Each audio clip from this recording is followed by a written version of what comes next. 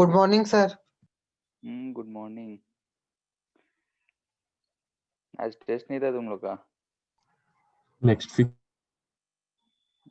ठीक है, next week शायद 2 पेपर होगा। सो एडवांस का। हाँ, देखो शायद एक एडवांस एक मेंस, नहीं तो दोनों एडवांस, देखते हैं। ठीक है, तो हम लोग लास्ट क्लास सेंटर ऑफ मास कर रहे थे। हाँ, होमवर्क लिख देते हैं पहले ही, नहीं तो भूल जाएंगे। HCB अभी कंप्लीट करना है। क्वेश्चन नंबर 1 to 30, फिर 41, 42 एंड 46 to 51। ठीक है, नेक्स्ट क्लास में बुकलेट का दे देंगे।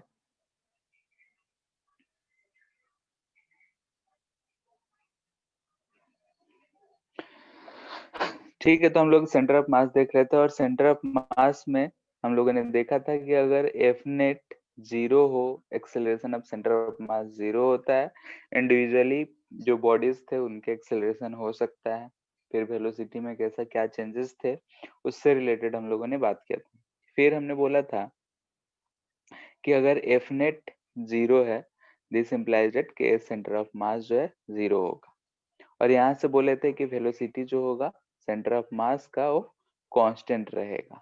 और इससे हम कहे थे कि दिस इम्प्लाइज दैट कि P initial equal to P final, यानी कि मोमेंटम जो होगा कंजर्व रहेगा। ठीक है, यानी कि अगर हो सकता है कि फोर्स का डायरेक्शन अलग अलग हो, एक्स में हो, वाई में भी हो, जेड में भी हो, तो जिस भी डायरेक्शन में फोर्स 0 होगा, उस डायरेक्शन में मोमेंटम कंजर्व रहेगा। जिसमें फोर्स एक्ट कर रहा होगा उसमें भले ही मोमेंटम कंजर्व ना रहे। जैसे कभी कभी होता है कि एक्स में कोई फोर्सेस नहीं है, वाई में सिर्फ है, तो एक्स डायरेक्शन में हम लोग मोमेंटम कंजर्व करा सकते हैं।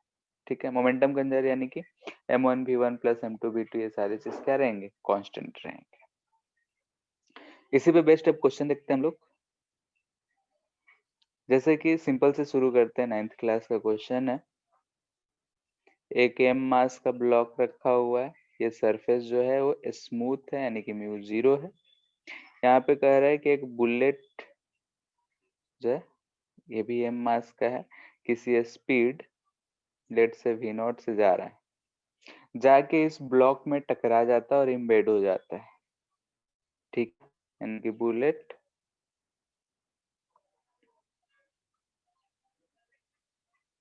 Into block. ठीक है, ब्लॉक में अगर ये इम्बेड हो जाता है तो ये ब्लॉक पे जाके जब लगेगा ये बुलेट, फ्रिक्शन है नहीं, तो हो सकता है कि ब्लॉक जो है मूव करेगा या नहीं करेगा। तो वही पता करना है कि फाइंड कंबाइंड वेलोसिटी आफ्टर टक्कर। ठीक है, कोलिजन के बाद, टक्कर के बाद कितना वेलोसिटी से टकराए मूव करेगा, वो फाइंड करना है। 9th क्लास में भी ये क्वेश्चन था, इसकी उम्मीद है कि सो v0/2। ठीक है, यहाँ पे क्या दिख रहा है कि अगर हम इसको सिस्टम मान ले तो कोई भी बाहरी फोर्स हमको नहीं दिख रहा है। कोई भी जब बाहरी फोर्स नहीं दिख रहा है, उस समय पे अगर हम देखेंगे तो P इनिशियल इक्वल टू हम P फाइनल कर सकते हैं। दिस इम्प्लाइज दैट कि mv0 इक्वल टू, फाइनली दोनों साथ साथ मूव करेगा तो 2m भी हो जाएगा, यानी कि v इक्वल टू क्या रहा है, v0/2। ठीक है, सिंपल सा क्वेश्चन था। इसी क्वेश्चन में अगर हम ऐसा करते हैं, हम लेट से कि ये ब्लॉक है, इसका मास जो है 1.5 kg है। यहाँ पे ये बुलेट जो है ऐसे जा रहा है, और ये बुलेट 0.5 kg का है, बहुत ज्यादा है, फिर भी 2 मीटर पर सेकेंड से जा रहा है। ठीक है, टकराया। अब यहाँ पे जो फ्रिक्शन है ये 0.2 है। ठीक है, तो पूछ रहा है कि find distance before stopping.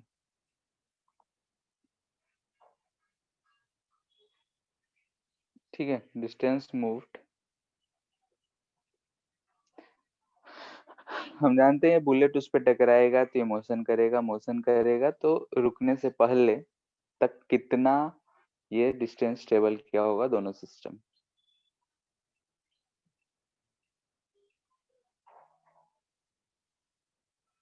Sir time time का जरूरत नहीं पड़ेगा।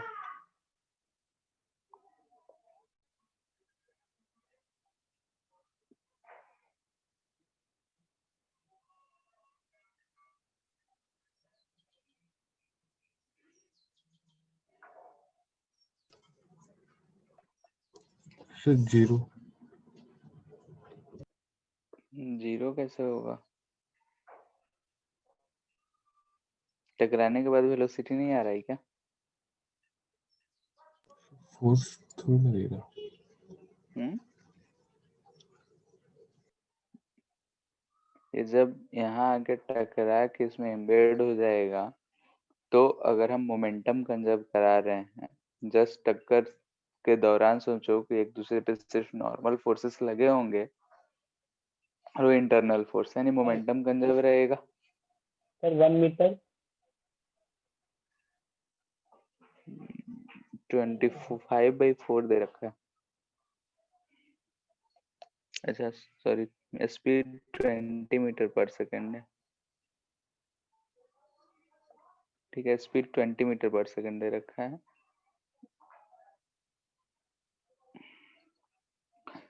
ठीक है, तो जब हम कोलिजन के दौरान का बात कर रहे हैं तो उस समय अगर हम सिस्टम इन ब्लॉक इसको माने हैं, जस्ट कोलिजन के समय पे बहुत ही मोमेंट पे सोचो तो सिर्फ नॉर्मल फोर्सेस लग रहे हैं, यानी कि मोमेंटम कंजर्व रहेगा, तो हम बोल सकते हैं पी इनिशियल जो होगा पी फाइनल के बराबर होगा, यानी कि 0.5 इंटू 20 इजकल टू हो जाएगा 2 kg इंटू वी, यानी कि यहाँ से वी आ जाएगा 5 मीटर पर सेकेंड।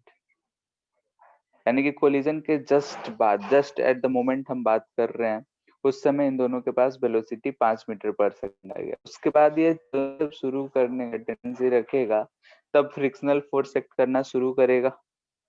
फ्रिक्शनल फोर्स का मैक्सिमम क्या है? एफ मैक्स अगर लिखे तो म्यू एम जी होगा। म्यू कितना है? 0.2। मास दोनों का मिला के 2 kg, ये 10 यानी कि 4 न्यूटन लग रहा है। खैर वेलोसिटी है, इससे हमको उतना ज्यादा फर्क नहीं पड़ना है क्योंकि वेलोसिटी वो आ रहा है और कोई फोर्स तो है नहीं है। जब हम वेलोसिटी दे दिए तो सिर्फ उस पे फोर्स मैक्सिमम फ्रिक्शनल फोर्स ही लग रहा है, यही उसको रोकेगा। तो हम यहाँ सब कैसे भी फाइंड कर सकते हैं। ये हो गया वी इनिशियल। वी फाइनल अगर रुक जा रहा है तो 0, तो हम मेथड 1 स्पीड एस कैसे निकाल सकते हैं, तो v square minus u square by 2a होता है। ठीक है, फ्रिक्शनल फोर्स पता है तो यहाँ से एक्सेलरेशन 4 मीटर पर सेकंड स्क्वायर माइनस में रहेगा। फाइनली 0 है, ये -25 आ रहा है, नीचे -4 आ जाएगा, तो 25/4। ठीक है, मेथड 2 क्या यूज कर सकते थे? हमको फ्रिक्शनल फोर्स पता है, चेंज इन वेलोसिटी पता है, तो हम ये निकाल सकते हैं कि work done by friction is equal to change in kinetic energy होगा। वर्क डन बाय फ्रिक्शन क्या आएगा? तो हम मैग्नीट्यूड की बात कर रहे हैं तो यहाँ पे हम डायरेक्टली लिख सकते हैं 4 इंटू जो डिस्प्लेसमेंट टेस्ट चला होगा, और ये किसके बराबर होगा? तो चेंज इन काइनेटिक एनर्जी। मास तो 2 है और जो हमारा काइनेटिक एनर्जी आया है वो 5 का स्क्वायर हो जाएगा, फाइनल तो 0 ही है। ठीक है, या फिर ऐसे लिख लो, अगर हम साइन के साथ लिखेंगे तो इसका वर्क माइनस होगा, 0 माइनस 25 करेंगे, तो यहाँ से भी हमको दिख रहा है एस 5 ही दिख रहा है, तो इसको डी कर दो, डी इक्वल टू 25 मीटर। ठीक है, जैसे भी सॉल्व करो, उसके बाद पहले का कहानी है जो हम लोग करते करते इतने दिन बीत गए हैं। हाँ सर जब वो कोलाइड करेगा तो वो एफ लिमिटिंग को क्रॉस करेगा फोर्स। ये तो क्वेश्चन हो गया ना कि जैसे कि हम उतना वेलोसिटी दे के छोड़ दिए ब्लॉक को, तो हम वेलोसिटी दे रहे हैं, फोर्स का तो वहाँ है ही नहीं बात। तो उसको ठीक है, मूव और करने के आगे लिए एफ लिमिटिंग क्रॉस करना ही पड़ेगा ना फिर भी। हाँ, तो आगे चल के वही बताएंगे कि जब कोलिजन का टाइम जो होगा बहुत कम होगा, ठीक है, और फोर्स हम लोग कहते हैं change in momentum by time yes बोलते सर, हैं, और यस सर। टाइम लेट से 0.001 है, चेंज इन मोमेंटम 2 भी आया तो 2000 न्यूटन फोर्स हो गया। तो कोलिजन के समय जो हम लोग देखते हैं, जो हीट करते हैं, जो इम्पल्सिव फोर्स लगता है, और इम्पल्सिव फोर्स इतने कम समय के लिए लगता है कि जो change in momentum, rate of change in momentum बहुत ज्यादा है, यानी कि फोर्स बहुत ज्यादा है, तो लिमिटिंग फ्रिक्शन को तो ऐसे ही क्रॉस करेगा। क्लियर है?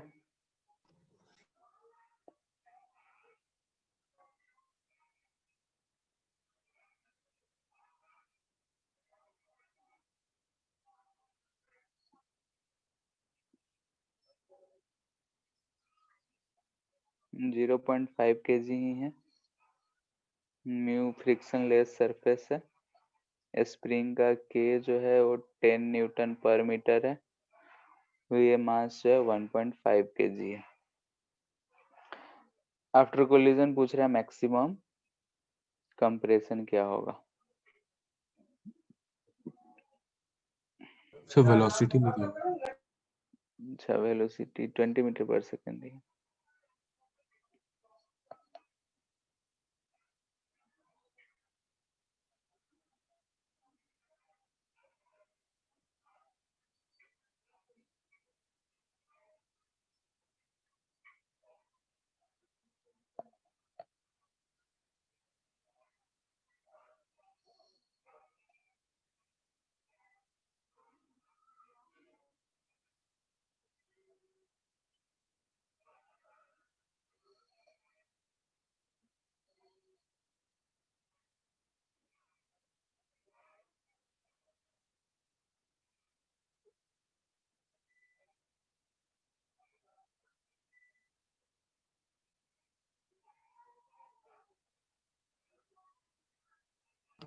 सर √5।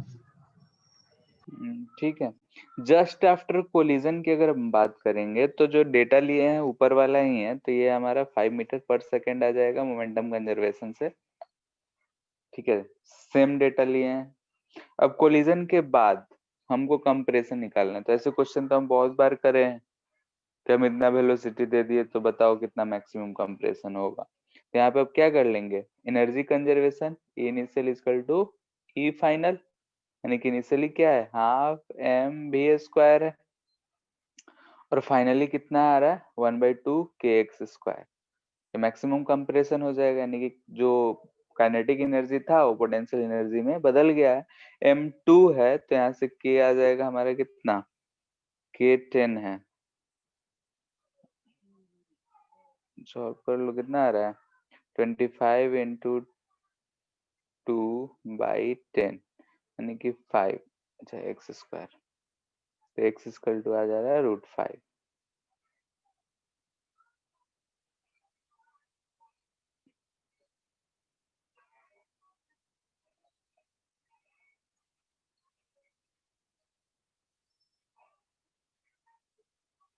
ऐसे एक स्ट्रिंग से एक बॉब लटक रहा है जिसका मास है m, लेंथ है l, एक बुलेट है, ठीक है, इधर से इसका भी मास हम m बोल रहे हैं, v वेलोसिटी से जा रहा है, से v0 वेलोसिटी से, अब जाके इससे टकरा के एम्बेड हो जा रहा है, ठीक है, यानी कि बुलेट जो है एम्बेड हो जा रहा है, ठीक है, एम्बेड यानी कि उसमें जाके धंस जा रहा है। तो हमसे पूछ रहा है कि find tension at this moment, ठीक है, and second maximum angle moved by it, ठीक है, आगे एम्बेड हो जाएगा तो वेलोसिटी उसको मिलेगा। तो इस मोमेंट पे जैसे ही टकरा के एम्बेड हुआ, उस मोमेंट पे टेंशन क्या होगा स्ट्रिंग में, एंड मैक्सिमम एंगल ये कितना मूव करेगा वो हमको बताना है।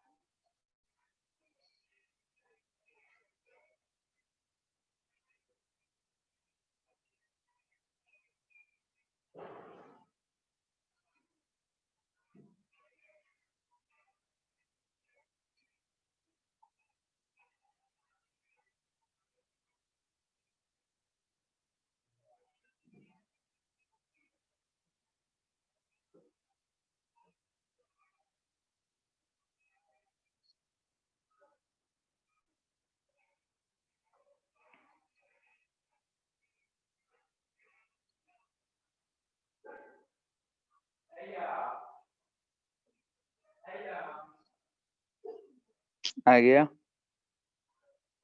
फर्स्ट का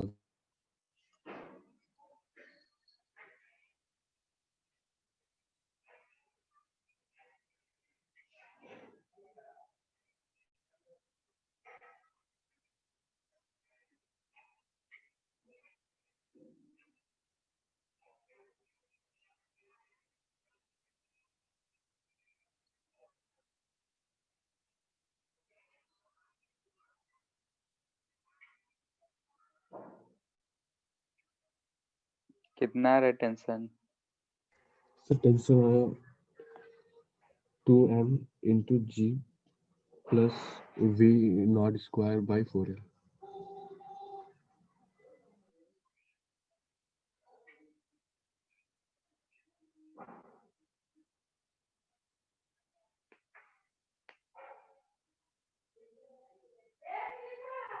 ठीक है, देखते हैं। सर हाँ, एंगल आ रहा है। Sir angle. Angle cos theta हाँ, inverse 8gl minus we not square by 8gl। ठीक है। cos theta equal to 1 minus V square by 8gl दे रखा है, इतना ही है। ठीक है, देख लेते हैं क्या आ रहा है। Yes sir. हाँ, ठीक है, आ गया तो बढ़िया है। यहाँ पे t है, 2mg है। पाथ कैसा होगा? ये पेंडुलम की तरह है, सर्कुलर मोशन होगा। ठीक है, सर्कुलर मोशन होता है तो हम लोग क्या लिखते हैं कि जो भी फोर्स सेंटर की तरफ लग रहा होगा वो होगा सेंट्रीपिटल फोर्स के बराबर, यानी कि 2m इंटू वहां से m b square by r लिख रहे हैं तो v not square by 2 by r. R कितना है? तो एल है।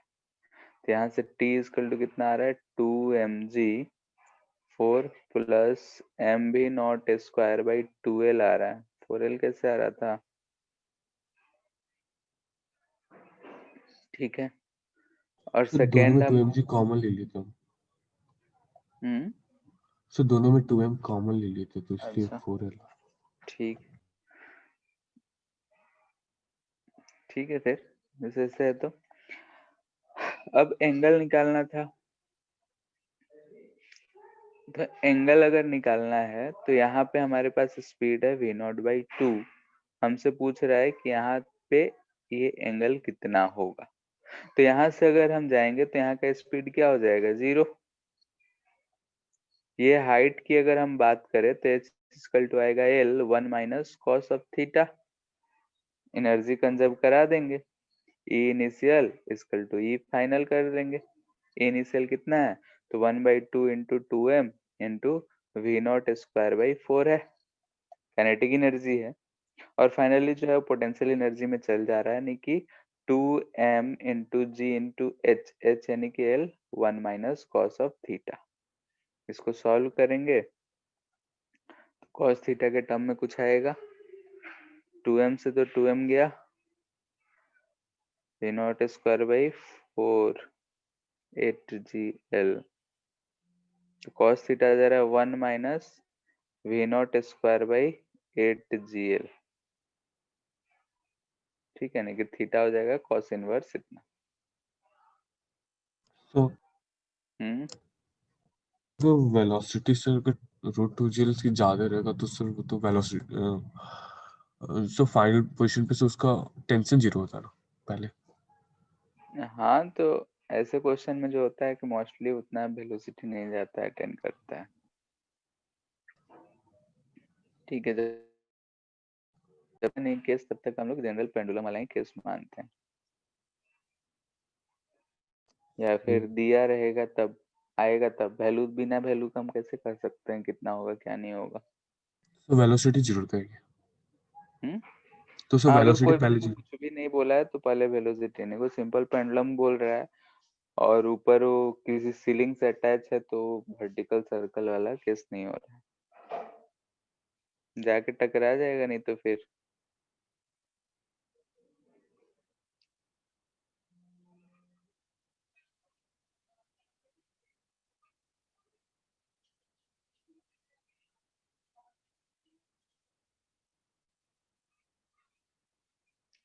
मास नहीं दिया है, इसको हम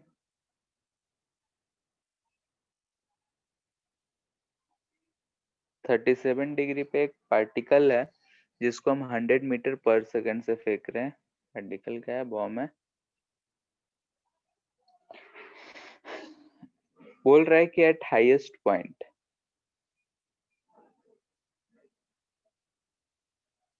it breaks into two parts of mass ratio 1:3 and a smaller part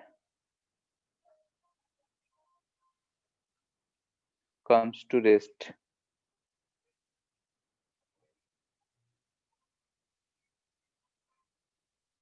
ठीक है, जैसे ही ब्रेक हुआ तो स्मॉलर पार्ट रुक गया, रेस्ट पे हो गया, छोटा वाला पार्ट जितना भी स्पीड से गया होगा। हमसे पूछ रहा है कि फाइंड द डिस्टेंस बिटवीन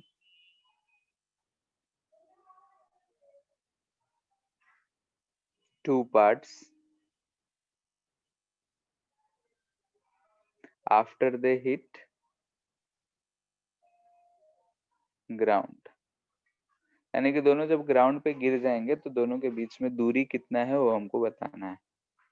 जैसे ही ब्रेक हुआ बॉम्ब तो एक छोटा वाला जो पार्ट है वहीं रुक गया और बड़ा वाला के पास कुछ स्पीड होगा, तो उस स्पीड से वो आगे जाएगा, पीछे जाएगा, जिधर भी जाए। अब लास्ट में जब ग्राउंड पे दोनों गिरते हैं तो दोनों में दूरी कितना है ये बताना है।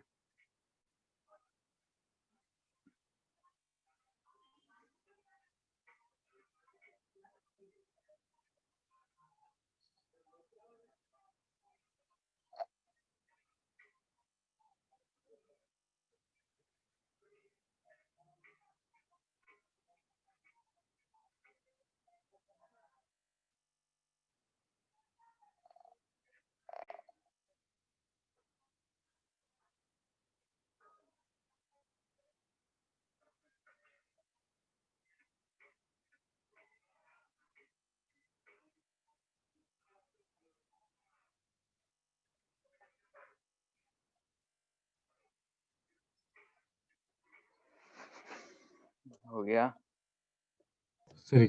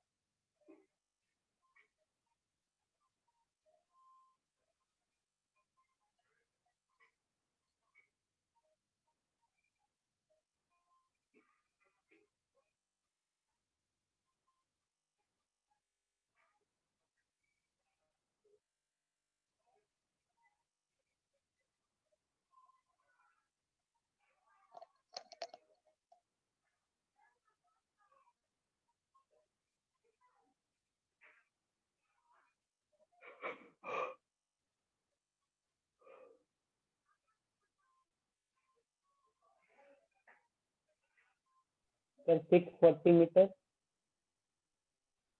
कितना आ रहा है? 640। ठीक है,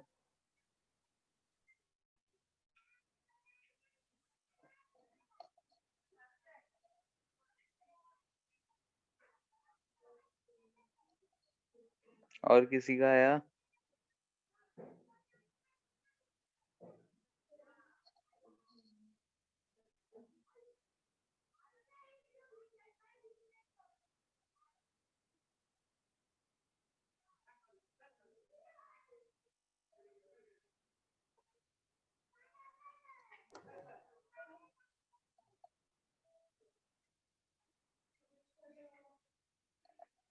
ठीक है, हाईएस्ट पॉइंट पे जो होगा उसके पास सिर्फ हॉरिजॉन्टल कंपोनेंट होगा, यानी कि वो 80 मीटर पर सेकेंड होगा जस्ट बिफोर एक्सप्लोजन।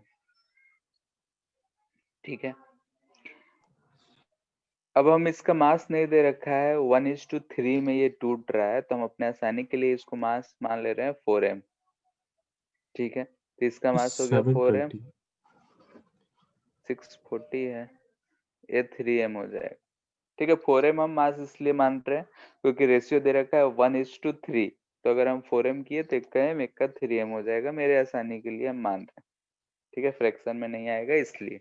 तुम चाहो तो m मान के भी कर सकते हो, तो एक m/1:3 में 1/4 हो जाएगा, नहीं एक m/4 हो जाएगा, एक 3m/4 हो जाएगा, कोई दिक्कत नहीं। ये चीज हमको दिख रहा है। ये जो छोटा वाला पार्ट है ये रेस्ट पे आ जा रहा है, वो v डैश है। हम देख रहे हैं कि इन x डायरेक्शन में एफ नेट जो एफ एक्स जो है वो 0 है, कोई भी फोर्सेस x डायरेक्शन में नहीं लग रहा है। y डायरेक्शन में mg लग रहा है, उसके बारे में हम अभी कोई चर्चा नहीं है, सिर्फ x डायरेक्शन की बात करें तो इस डायरेक्शन में एफ नेट 0 है, यानी कि p initial equal to p final होगा। ये भी हम x डायरेक्शन की ही बात कर रहे हैं, सिर्फ x डायरेक्शन। तो p इनिशियल कितना है, तो p इनिशियल अगर हम ध्यान से देखें तो ये हमको मिल रहा है 4m इंटू 80। फाइनल कितना है, तो m वाला तो उसके पास कोई वेलोसिटी नहीं है, लेकिन 3m वाले के पास कुछ वेलोसिटी आ जा रहा है, तो यहाँ से हमको v डैश मिल जा रहा है। mm गया 320/3 मीटर पर सेकेंड, कटेगा क्या, जो भी v डैश इतना आ गया। यानी कि ये जो है पार्टिकल इधर की तरफ आएगा, क्योंकि वो कुछ 80 से ज्यादा ही है। ठीक है, तो पार्टिकल कुछ उधर जाएगा और ये पार्टिकल जो है यहाँ पे आके गिरेगा। ठीक है, अगर हमको ये चीज पता है, एच मैक्स पता है, भी पता है, तो हम यहाँ से ये कितने दूर गया है वो हम पता कर सकते हैं। जैसे एच मैक्स अगर हम लिखेंगे तो क्या लिखते हैं, फॉर्मूला बोलो, you square sine square theta by 2g। You कितना है 100, तो 100 का स्क्वायर इंटू साइन थीटा यानी कि 3/5 का स्क्वायर, तो हम 9/25 लिख रहे हैं, डिवाइडेड बाई 2 इंटू 10। ठीक है, तो इसका भी हम इंटू 100 कर ही देते हैं। ये चीज आ रहा है, यहाँ से इसको सॉल्व करेंगे तो कितना आ जाएगा बोलो, 4 80 2 कितना जा रहा है 180 मीटर। ठीक है, 180 आ गया, नहीं कब क्वेश्चन क्या हो गया कि हम अगर 180 से किसी एक 3m मास को ऐसा 320/3 मीटर पर सेकेंड से फेंकेंगे तो ये कितना दूर जाके गिरेगा, हमको ये x डिस्टेंस चाहिए। तो प्रोजेक्टाइल मोशन हो गया यहाँ पे। ठीक है, तो हम ये x आराम से फाइंड कर सकते हैं, कैसे, टाइम निकाल ले, टाइम इक्वल टू क्या आता है, √2h/g। ठीक है, यानी कि कितना आ जा रहा है, √2 इंटू 180/10,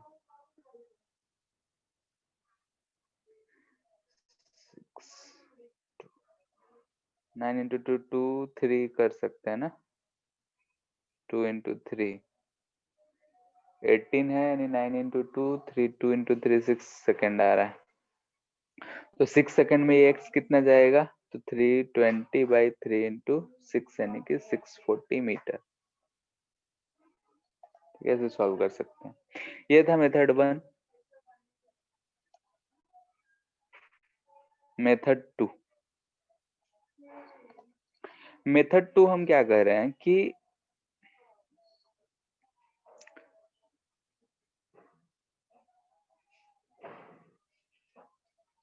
ऐसा हमारा ये पाथ होता, ठीक, यहाँ पे ये पार्टिकल जो है ब्रेक कर गया। पार्टिकल अगर ब्रेक करा है तो एक पार्ट जो है इधर की तरफ गया और दूसरा पार्ट यहीं पे आ गया। अब इसके सेंटर ऑफ मास की अगर हम बात करें तो सेंटर ऑफ मास जो है यही वाला जो पाथ है, ये पाथ जो होगा, यानी कि इसका सेंटर ऑफ मास जो है यहीं पे आया होगा। ठीक है, क्योंकि सेंटर ऑफ मास जो है ऐसा टूटा है कि जो सिर्फ इस पे ग्रेविटी लग रहा था और वही लग रहा है, बाकी कोई फोर्सेस एक्ट नहीं कर रहे हैं, तो सेंटर ऑफ मास में कोई चेंज नहीं आया होगा उसके पाथ में। यानी कि सेंटर ऑफ मास जो है जो पहले प्रोजेक्टाइल पाथ किया था वही करा है, लेकिन ये जो दो स्मॉल पार्ट्स हैं वो इधर आके गिर गए। ठीक है, तो हमको ये दिख रहा है कि ये जो है r/2 है, ये डिस्टेंस जो है रेंज/2 है, हमको ये दूरी चाहिए, ये x दूरी चाहिए। ठीक है, तो हम m मास पे इसी को हम यहाँ इसके रिस्पेक्ट में अगर हम फाइंड करेंगे centre of mass with respect to mass m, ठीक है, m मास के रिस्पेक्ट में हम उसको ओरिजिन मान लिए, उसके बाद हम सॉल्व कर रहे हैं, तो क्या लिखेंगे, जो सेंटर ऑफ मास का दूरी आना चाहिए एक्सियम लिख रहे हैं वो क्या आना चाहिए, तो m into 0 plus 3m into x divided by 4m, ये आना चाहिए। और ये कितने दूरी पे है, तो r/2 दूरी पे है, डेट इजकल टू आ गया 3/4x, यानी x इजकल टू आ गया हमारा 2r/3, ठीक है। और रेंज क्या होता है, तो रेंज होता है u square sine theta cos theta, 37 है इसलिए हम साइन 2 थीटा को ऐसे लिख ले रहे हैं इंटू जी, यानी कि 2 into 100 into 3/5 into 4/5 divide by 10 कर लेंगे, तो यहाँ से हमको 4, ठीक है, कितना आ रहा है रेंज,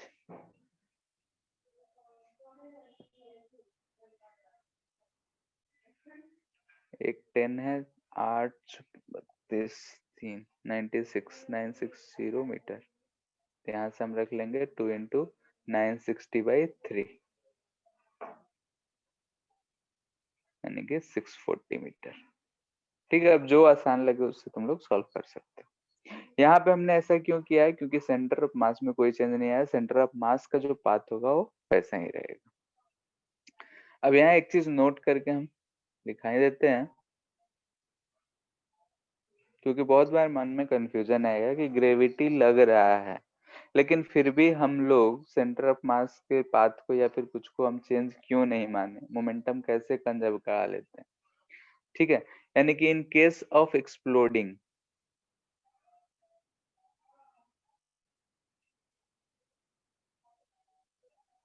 ऑफ बॉम्ब, ठीक है, if only gravitation is acting, यानी कि अगर और कोई फोर्सेस की हम बात नहीं कर रहे हैं, हो सकता है ज्यादा कम जो भी हो, तो इन एक्स डायरेक्शन में तो नेट फोर्स एफ एक्स 0 ही है, यानी कि इसमें तो P initial equal to P final होगा, कोई दिक्कत नहीं है, कोई डाउट नहीं है, इसमें कोई दिक्कत नहीं होता है। लेकिन इन वाई डायरेक्शन की बात करें तो एफ वाई सिर्फ क्या लग रहा होता है, mg, ठीक है, लेकिन फिर भी इसमें हम लोग P initial equal to P final लगा लेते हैं, ये भी स्टेटमेंट सही है। क्यों, क्योंकि just before and after collision की बात करें, ये जो है कब, just before and after collision, ठीक है, ज्यादा टाइम अगर इलेप्स हो जाएगा तब हम नहीं कहेंगे, लेकिन एट द मोमेंट कहेंगे। क्यों, क्योंकि एक एग्जांपल से ही समझा रहे हैं। लेट से कि हमारे पास ये कोई भी बॉम्ब है, ये दो पार्ट में टूट गया, 1 kg इधर और 1 kg इधर, लेट से किसका स्पीड 100 मीटर पर सेकेंड इधर आया और इसका स्पीड जो है लेट से 100 मीटर पर सेकेंड इधर आया, दोनों का सेमी मान रहे हैं कि इक्वल है, इक्वल ही आया होगा। पहले ये रेस्ट में था, हवा में ही था लेकिन रेस्ट में था, तो चेंज इन मोमेंटम अगर निकालेंगे तो डेल्टा पी क्या आएगा, 100, किसी एक पार्टिकल के लिए 100 आ रहा है, यानी कि अगर हम फोर्स की बात करें तो delta P by delta T होगा, किसी एक के लिए हम बोल रहे हैं, फॉर वन पार्ट, तो F equal to delta P by delta T. अब ये जो डेल्टा टी है ये वेरी स्मॉल होगा, वेरी स्मॉल सेंस की हो सकता है कि 0.001 सेकेंड हो, ठीक है, इतना ही अगर हम मानते हैं तो यहाँ से जो फोर्स है वो देखो कितना ज्यादा हो जा रहा है, ठीक है, अगर इतना हम स्मॉल मानते हैं तो ये कितना हो जाएगा 100/0.001, यानी कि 10⁵ न्यूटन। अब ये 10⁵ न्यूटन हो जा रहा है और ग्रेविटी 1 kg के ब्लॉक पे कितना वेट लगा रहा, कितना फोर्स लगा रहा होगा बताओ। 10 न्यूटन। अब इसके कंपैरिजन में 10 न्यूटन का क्या औकात है, कुछ नहीं, वो क्या ही चेंज कर पाएगा। तो इसीलिए हम लोग क्या करते हैं, अगर सिर्फ ग्रेविटी लग रहा होता है तो उस मोमेंट पे हम लोग मोमेंटम कंजर्व करा लेते हैं just before and after explosion होगा कोलिजन का। ठीक है, एक्सप्लोजन के जस्ट बिफोर एंड आफ्टर हम लोग करा लेते हैं। ठीक है, नहीं अगर कभी कंफ्यूजन हो तो ऐसा नहीं रखना है। क्यों? क्योंकि उस समय जो ग्रेविटेशनल फोर्स होता है इतना कम होता है, और जो हमारे इम्पल्सिव फोर्स, इंटरनल फोर्स जो लगता है एक्सप्लोजन के दौरान, वो इतना हाई लगता है कि हम लोग उसके कंपैरिजन में कैंसिल आउट कर देते हैं। जैसे अगर इसका मास बहुत होता तब भी और ज्यादा मोमेंटम होता। ये अगर टाइम हम 0.01 रखते तब भी बहुत ज्यादा था, 0.1 रखते तब भी बहुत ज्यादा ही था।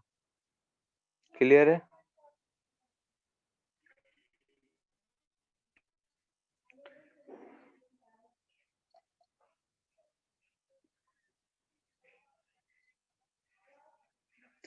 ये सर्कुलर ट्रैक है।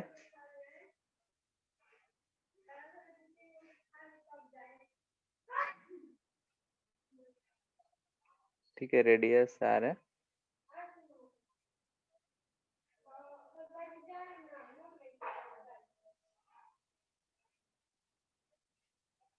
खिलौना आता था वही मान के चलो कि ये सर्कुलर रेलवे ट्रैक है। इस पे जो है एक ट्रेन अभी फिलहाल इतने पोर्शन में है। ठीक है, इस पे ट्रेन है, ये जो है ट्रेन है, ये कांस्टेंट स्पीड v से चल रहा है। ठीक है, ट्रेन जो है ये इसका इंजन है, ट्रेन का इंजन जो है कांस्टेंट स्पीड v से जा रहा है। इसका मास यानी कि ट्रेन का मास जो है m है, लेंथ जो है वो पाई आर दिख रहा है, तो लेंथ पाई आर है। क्लियर है? इतना क्वेश्चन समझ में आ गया? तो हमसे पूछ रहा है कि find linear momentum of train क्या होगा at this moment.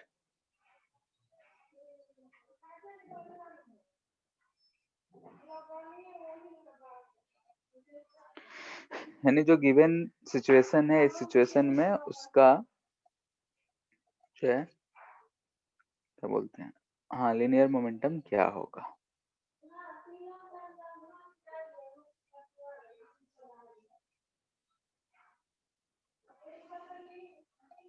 Question clear है सबको? यस।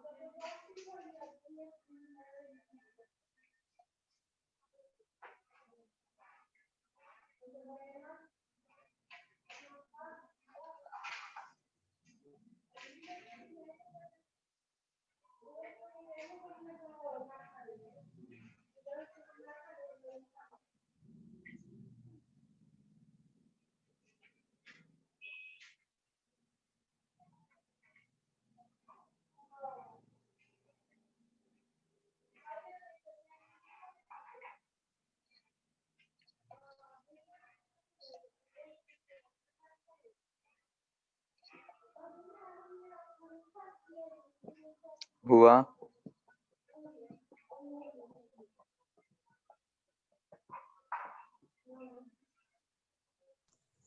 हम भी नहीं,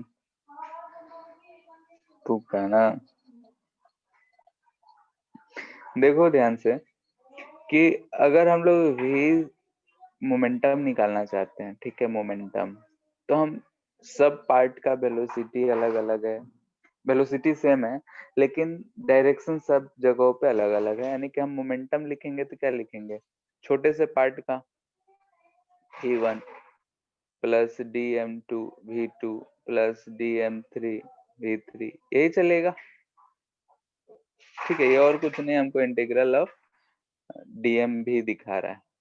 ठीक है, क्योंकि मास जो है वेरिएबल है। ध्यान से देखो ये चीज, तो ये हम किसके बराबर मिलेगा, हाँ, कि total mass into velocity of centre of मास मिलेगा क्या। Yes sir.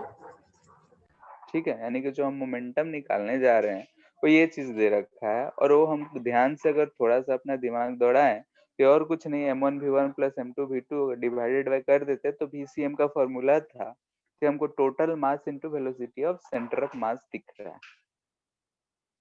ठीक है, यानी कि जो हमारा मोमेंटम होगा इससे कैलकुलेट हो जाएगा।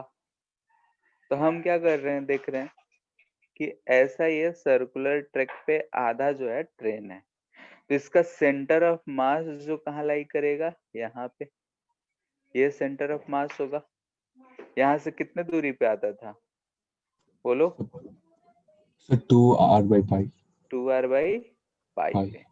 अब ये जो है, जो टोटल स्पीड है v से घूम रहा है, यानी कि v से ऐसे जा रहा है, तो इसका स्पीड v तो नहीं होगा, तो क्या होगा, तो हम जानते हैं कि इसका ओमेगा जो होगा वो v/r सबके लिए सेम होगा। तो यहाँ पे अगर हम v डैश लिखेंगे तो v डैश अगर लिखेंगे तो क्या आएगा, ओमेगा इंटू आर डैश, यानी कि हम लिखेंगे कितना, v/r इंटू 2r/π, यानी कि 2v/π से सेंटर ऑफ मास जा रहा होगा, यानी कि क्या है, velocity of centre of mass. Clear है, यानी कि अगर हमको velocity of centre of mass मिल गया तो p इक्वल टू क्या है, m इंटू 2v/π। क्लियर है।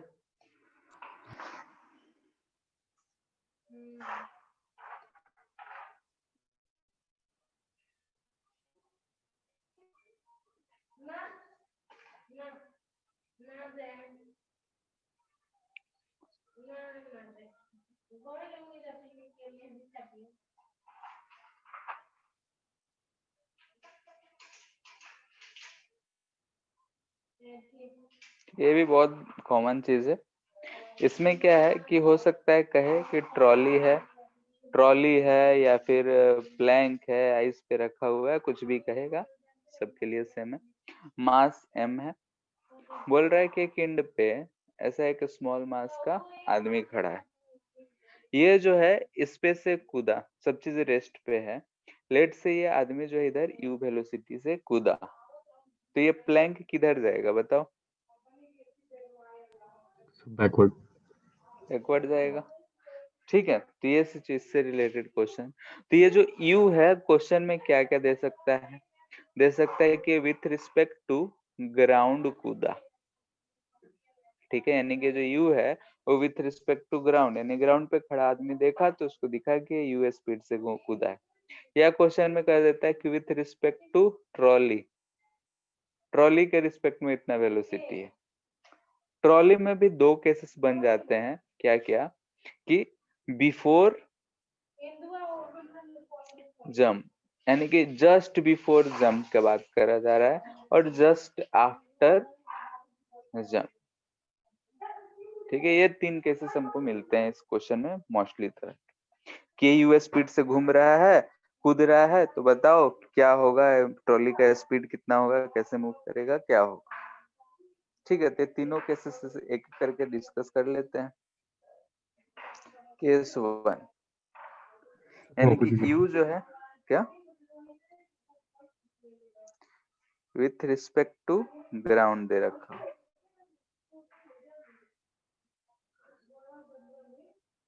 हो गया।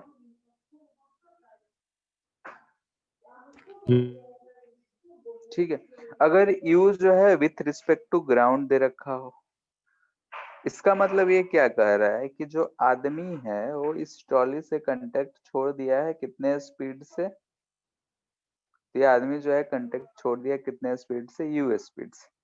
हमको इस ट्रॉली का वेलोसिटी नहीं पता है, हम अपने एक्सपीरियंस से कह रहे हैं कि ये पीछे की तरफ जाएगा, लेट से हमको नहीं पता होता तो हम मान लेते कि v इधर जाएगा, लेट से मान लिए, मानने का पैसा थोड़े है, ठीक है। अब जस्ट कूद रहा है, नीचे स्मूथ है, नॉर्मल एक दूसरे पे लगा होगा, सारा इंटरनल फोर्सेस है, एफ नेट 0 है, यानी कि पी इनिशियल जो होगा वो पी फाइनल के बराबर होगा, ठीक है। तो इनिशियली तो जो भी मोमेंटम था वो 0 था, फाइनल लिख रहे हैं तो क्या लिखेंगे, m into U, capital M है, प्लस एम भी इजकल टू 0, क्योंकि इनिशियल मोमेंटम क्या था 0। दिस इंप्लाइज दैट कि v equal to minus M U by M, यानी कि आदमी जिधर कूदा है उसके अपोजिट डायरेक्शन में ये वेलोसिटी होगा, ठीक है। हम नहीं सोचे कि किधर वेलोसिटी है, तो हम भी लगा लिए, अपने साइन के साथ वो आ चुका है, क्लियर है।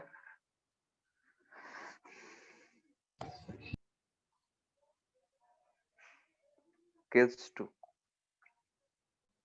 विथ यू जो है दे रखा है विथ रिस्पेक्ट टू ट्रॉली दे रखा है, एंड आफ्टर जंप करने के जस्ट बाद विथ रिस्पेक्ट टू ट्रॉली।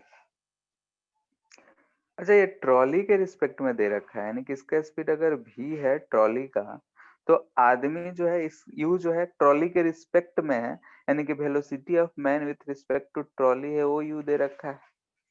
तो लेट से Yes, हम यहाँ sir. पे ये मान लेते हैं w, यानी कि w क्या है, velocity of man with respect to ground, ठीक है। ग्राउंड के रिस्पेक्ट में हम लोग लिखेंगे, तो ग्राउंड के रिस्पेक्ट में मान लिए कितना है, तो ये हम velocity of man with respect to trolley अगर लिखते हैं तो क्या लिखते हैं, velocity of man minus velocity of trolley equal to U दे रखा है। तो वेलोसिटी ऑफ मैन क्या हो जाएगा, velocity of trolley plus U, velocity of trolley क्या है v प्लस यू, यानी कि हम w को बोल रहे हैं कि v प्लस यू, ठीक है। अब velocity of man with respect to ground हमको मिल गया, तो इसके बाद तो हमारा केस क्या है, ऊपर वाला ही है, ठीक है। यानी कि ये चीज हमको मिल गया, this implies that P initial equal to P final. P initially क्या था, रेस्ट में था, 0 था। हो सकता है पहले से ट्रॉली मूव भी कर रहा होगा तो P इनिशियल आ जाएगा, उसमें कोई बड़ी बात नहीं। तो P फाइनल क्या लिखेंगे, small m v plus u plus m v, यहाँ से v इक्वल टू क्या जा रहा है, minus M U by M plus M.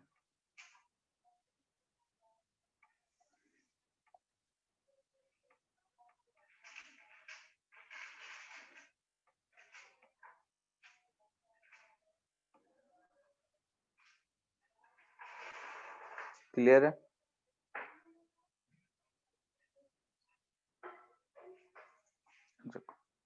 Case 3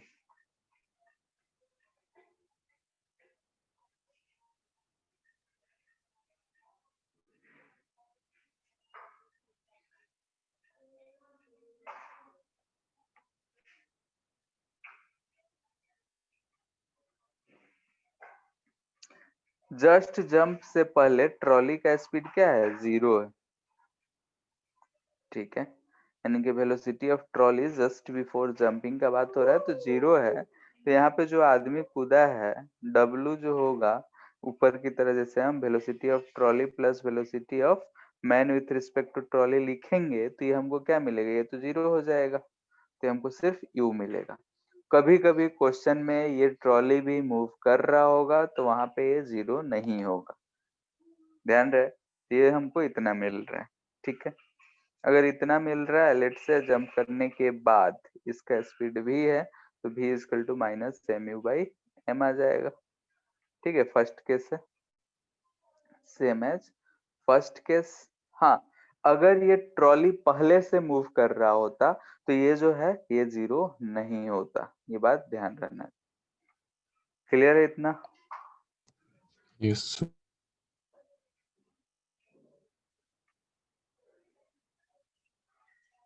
ठीक है, तो एक क्वेश्चन करते हैं इस पे।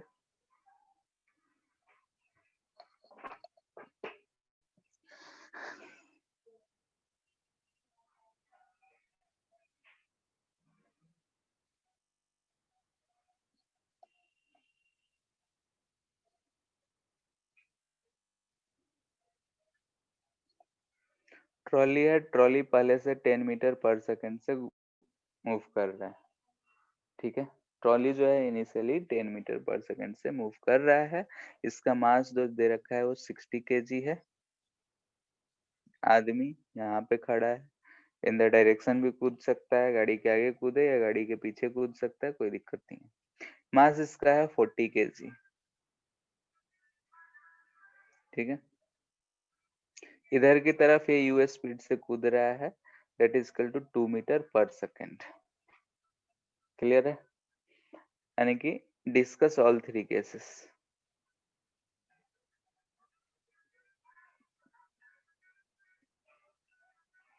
ठीक है, ऊपर जो हम लोग 3 केसेस किए हैं कि यू एक बार ग्राउंड के रिस्पेक्ट में, एक बार ट्रॉली के रिस्पेक्ट में आफ्टर जंपिंग, एक बार ट्रॉली के रिस्पेक्ट में बिफोर जंपिंग, तीनों केसेस के लिए डिस्कस करने हैं।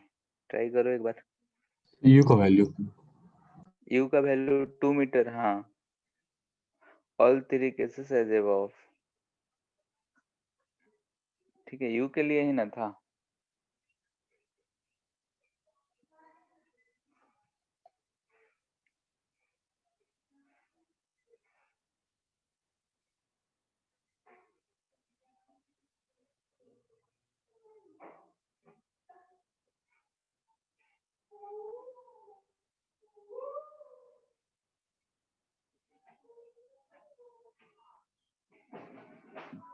हम्म,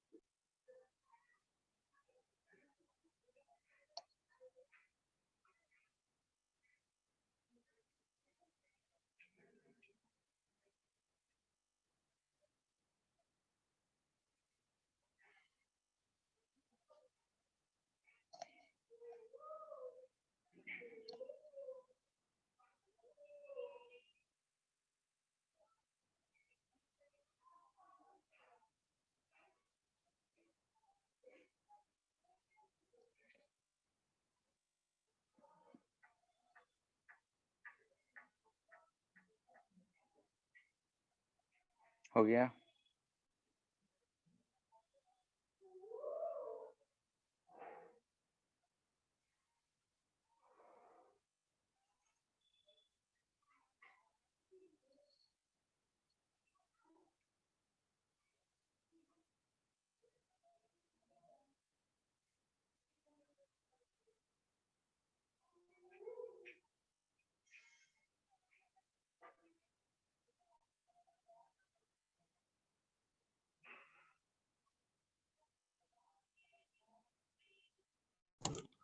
ए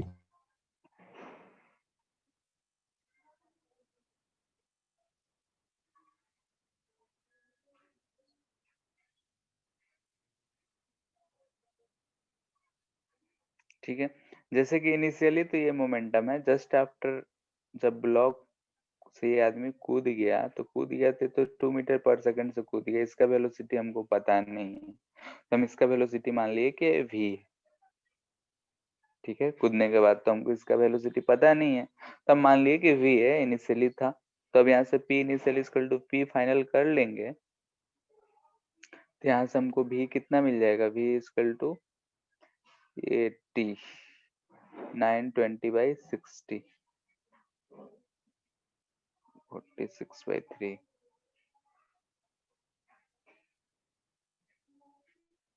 सो 10 तो गिवन है ना, कौन सा? सो 10 मीटर पर सेकंड। हाँ तो पहले है ना, ये बिफोर जंप का है और ये यू का कंडीशन लगा है, ठीक है। नहीं कि ट्रॉली जो पे आदमी खड़ा है वो 10 मीटर पर सेकंड से जा रहा है। अब जो आदमी है यू से कूद रहा है, तो उसका केसेस डिस्कस करना है। बात क्लियर है? पिछले में क्या था कि कोई भी रेस्ट में था, ट्रॉली और आदमी रेस्ट में थे इनिशियली। अच्छा, ये 20 दे रखा है, वही हम भी कहें कितना 20 मीटर पर सेकंड है, तो ये 20 हो जाएगा। तो यहाँ पे 800 यानी 200/60, 10/3 मीटर पर सेकंड।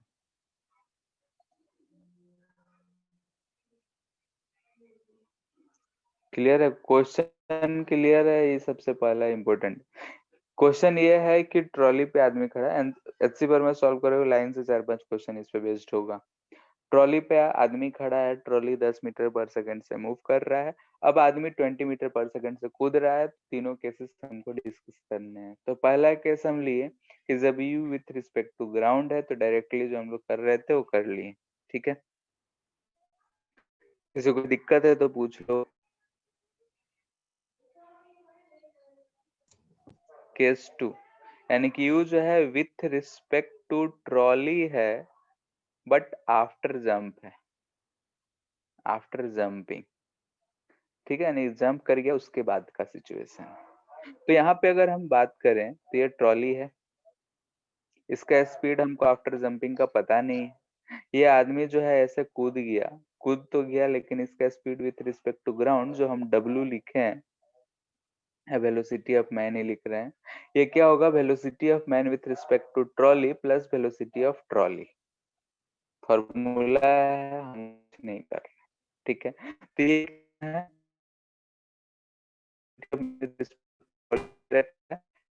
20 प्लस V है। ठीक है, ये आफ्टर जंपिंग का सिचुएशन है। इनिशियली में जो भी होगा वो तो जो पहले था वही अभी भी है। तो यहाँ से अगर हम P फाइनल लिखना चाहते हैं तो ध्यान से देखो क्या लिखेंगे, 40 into 20 plus V plus 60 into V। ठीक है, this implies that since P initial is equal to P final, this implies 1000 is equal to 800 plus 100 V। तो V is equal to आ जा रहा है 2 मीटर पर सेकंड।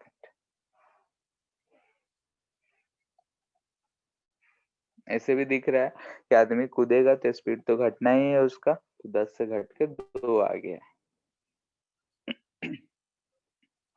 क्लियर है ये? Yes. ठीक है, केस 3 यानी कि यू जो है विथ रिस्पेक्ट टू ट्रॉली तो है, बट बिफोर जंपिंग।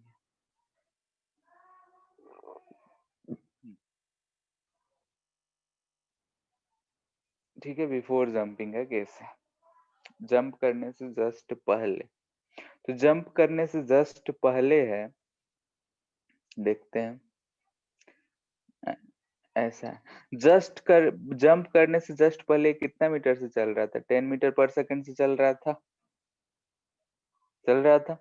यानी कि आदमी जब कूदा तो इसका वेलोसिटी ऑफ मैन लिखेंगे तो क्या लिखेंगे? Velocity of man with respect to trolley plus velocity of trolley.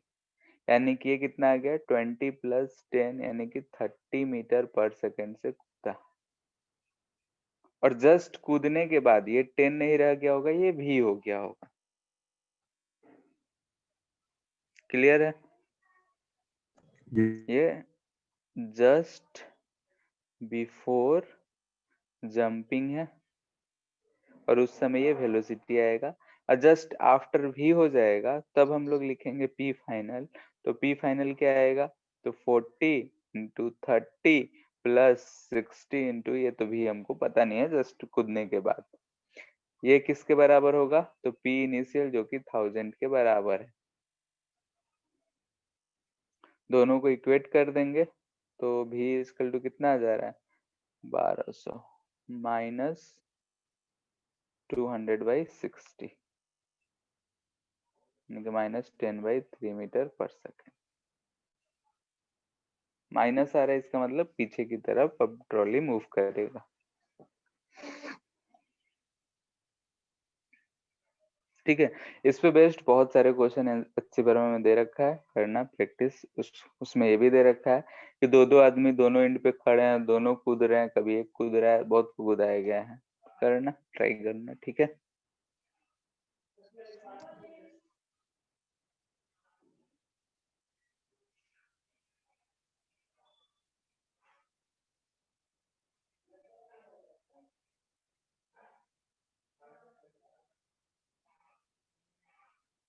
ऐसा मान लेते हैं कि कोई भी सरफेस है, ये फिक्स्ड नहीं है, नॉट फिक्स्ड, यानी कि मूव कर सकता है। ये सरफेस जो है, सारा सरफेस स्मूथ है, कहीं भी फ्रिक्शन नहीं है, ये भी सरफेस स्मूथ ही है।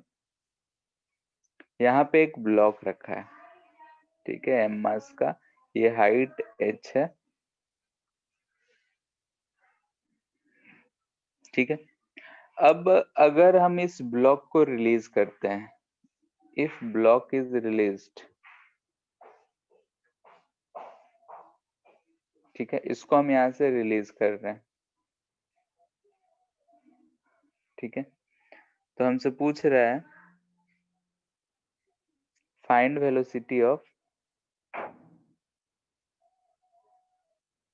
Both block and wedge when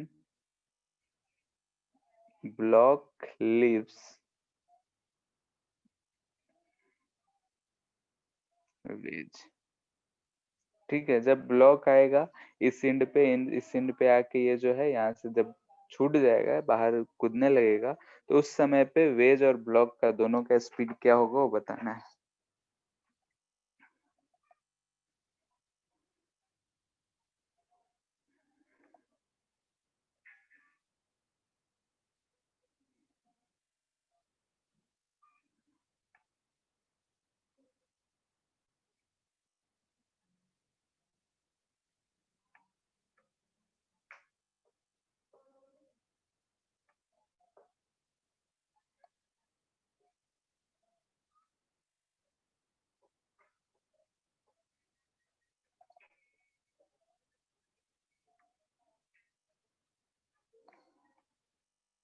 so veg का मास क्या?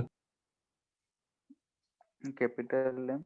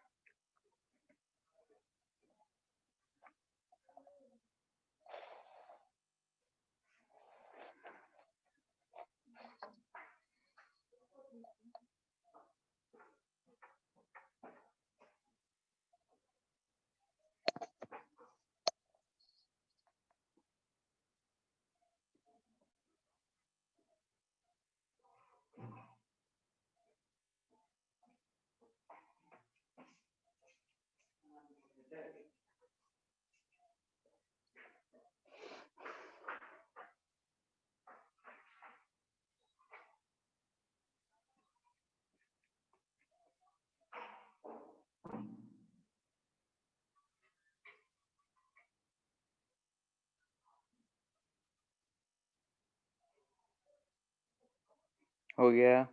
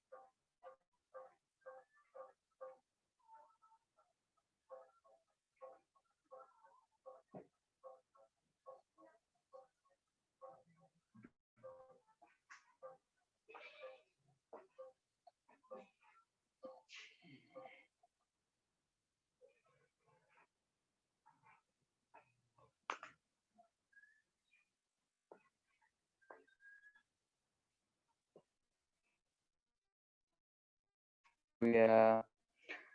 ये सर यू का आ गया।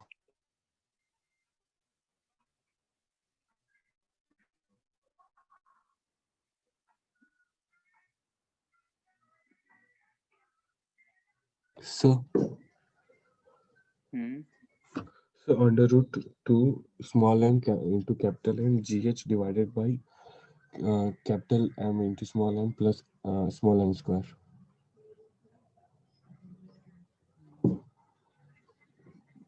ठीक है, ऐसा ही कुछ आएगा, कुछ कैंसिल कॉमन लोगे तो। आंसर दे रखा अंडर रूट यू का value under root 2 mgh by m plus m plus m square.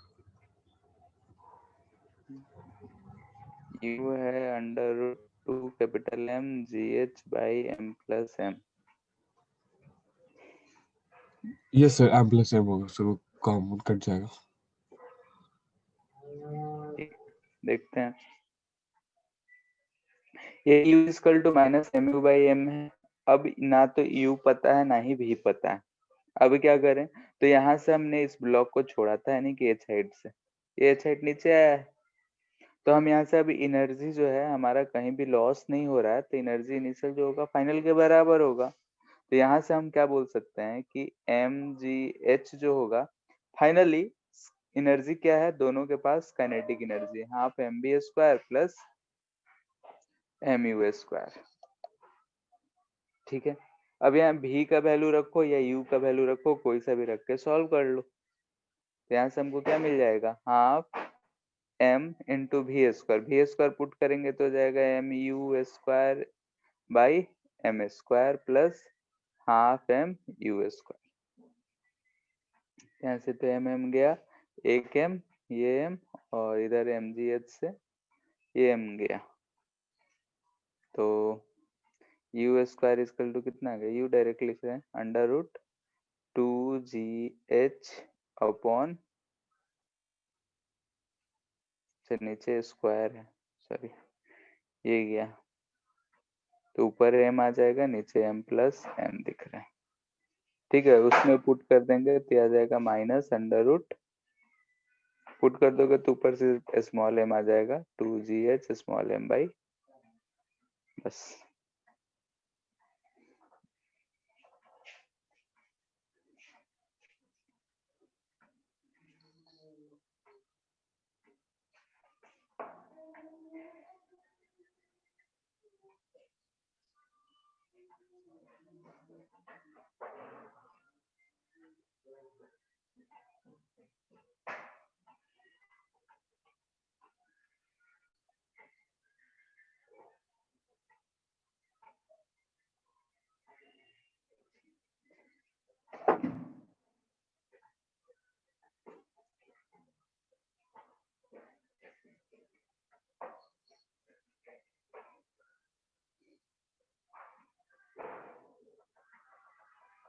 बोल रहा है इस केस में कि अब हम इसको u वेलोसिटी से फेंक दिए हैं,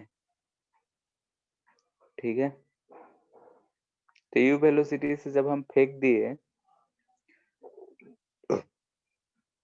सारा सरफेस स्मूथ है, find the height at and.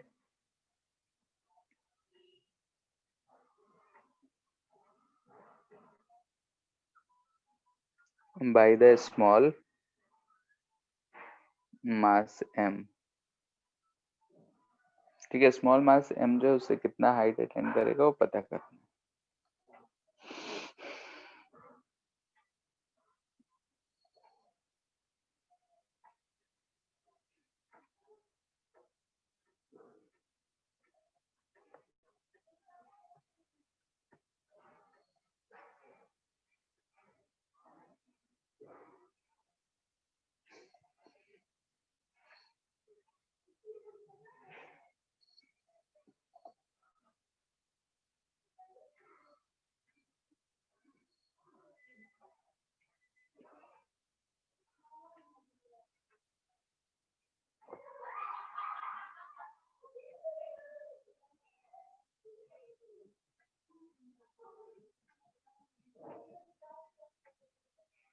Same पिछले वाले जैसा ही हो जाएगा।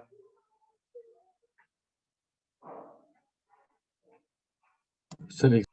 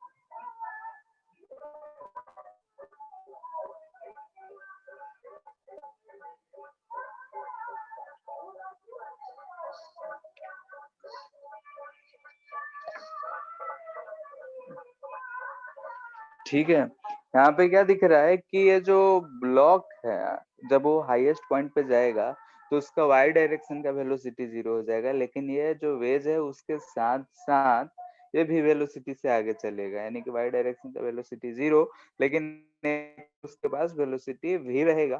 तो हम फाइनल मोमेंटम कंजर्व कराएंगे तो mu इक्वल टू इतना आएगा, तो v इतना आ रहा है। अब यहाँ तो u पता है, v नहीं पता, हमको ये हाइट x चाहिए। ठीक है, हमको ये h चाहिए कि कितना हाइट चढ़ा है। ठीक है, ये हाइट हमको पता करना है, तो हाइट के लिए अब हमको क्या करना पड़ेगा, एनर्जी कंजर्व, यानी कि initial energy equal to final energy. हाँ sir S is equal to U square by 2g into capital M divide by M plus M।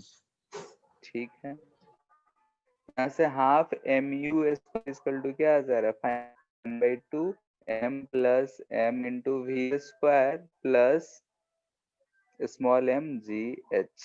इसको सॉल्व करेंगे तो h का वैल्यू आ जाएगा, v का वैल्यू यहाँ से पुट कर लेंगे तो u के टर्म में आंसर आ जाएगा, h equal to u square by 2g m by m plus m।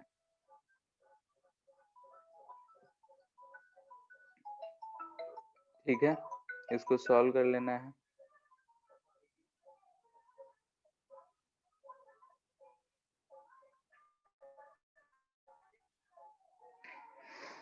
ठीक है, तो आज इतना ही रहने दे रहे हैं, आगे इसके नेक्स्ट क्लास में हम लोग करेंगे इससे आगे कुछ क्वेश्चंस, फिर स्प्रिंग ब्लॉक सिस्टम है वो सब चीज, ये दोनों हो जाएंगे तो उसके बाद कोलिजन के क्वेश्चन आएंगे। ठीक है, कितना बड़ा चैप्टर है ये? इसमें वही स्प्रिंग ब्लॉक सिस्टम है, फिर कोलिजन है, कोलिजन के बाद वेरिएबल मास सिस्टम है, अभी लगेगा 4-5 लेक्चर। Yes, sir.